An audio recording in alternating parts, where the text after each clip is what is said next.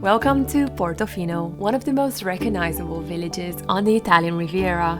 In today's video, I'm bringing you along on my walk around the harbour, giving you a small glimpse into the history and beauty of this incredible place. We started our visit in Santa Margherita Ligure, a seaside town on the Italian Riviera just a few kilometers from Portofino. Once a small fishing village, it later grew into an elegant coastal resort, known for its colorful harbor, palm-lined promenade, and relaxed Riviera atmosphere. Locals call it Santa, and it's considered one of the hidden gems of the Tigullio Gulf. The town sits in a naturally sheltered bay, which keeps the water calm and clear, and it's one of the few places along the coastline with an actual sandy beach. Though I would have loved to spend more time exploring the town, we were only there to board a boat to Portofino. We are now on the boat and we haven't even left yet and the views are already amazing. This is my first time on this coast in Italy and it's so incredible. The ride takes around 15 minutes, just enough time to enjoy the views of the coastline, though it definitely wasn't the smoothest ride.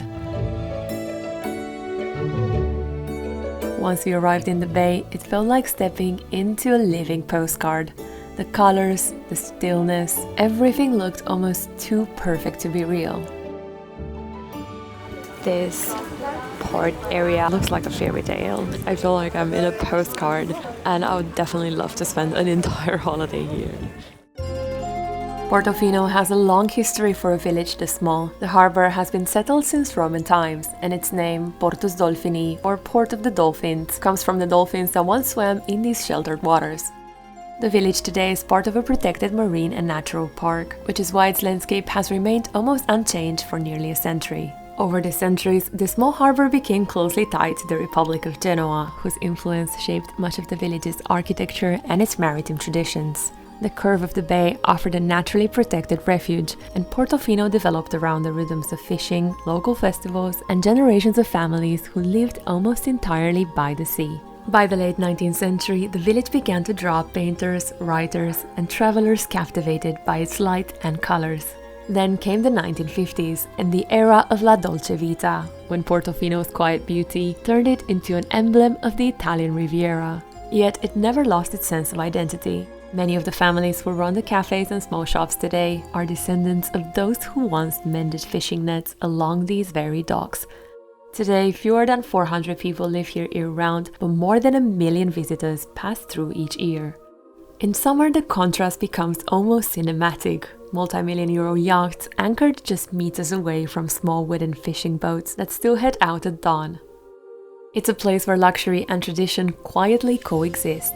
And through it all, Portofino manages to keep a sense of calm, a timelessness that makes it feel almost suspended between past and present.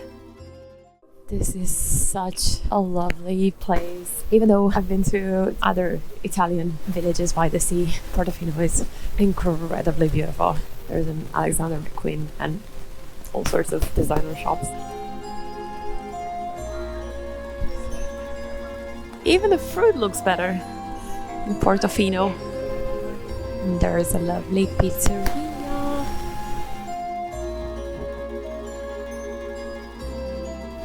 And some lovely souvenirs. This is a very small village, so there isn't necessarily that much to visit, just walk around and enjoy the views, but it's definitely the kind of place where you could spend the week just relaxing and looking at the water and enjoying a summer holiday. There is Dior. I would not expect designer shops in a small Italian village, so we're now going to a church. Oh wow, this is such a lovely street.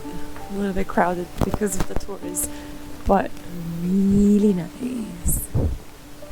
Wow.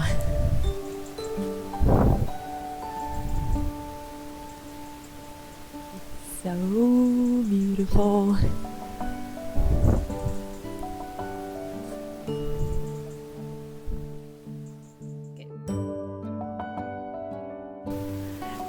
Everything looks so perfect and cute. So this is the walk to a church and also a castle. I don't know how far the castle is. Hopefully we can make it there. And I think these are the main attractions. And the village itself. Oh, this is the castle. Is it? Yeah, that makes sense. Ooh, that is lovely. Actually, I don't mind the rain. It's very cozy. There's something nice about it, yeah.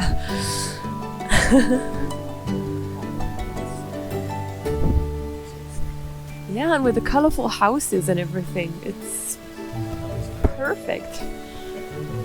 This is the church, which is the first attraction. Incredible views. I can tell already. Up on the hill overlooking the harbour is San Giorgio, the village's little yellow church. According to tradition, it houses relics of Saint George, the patron saint of Genoa.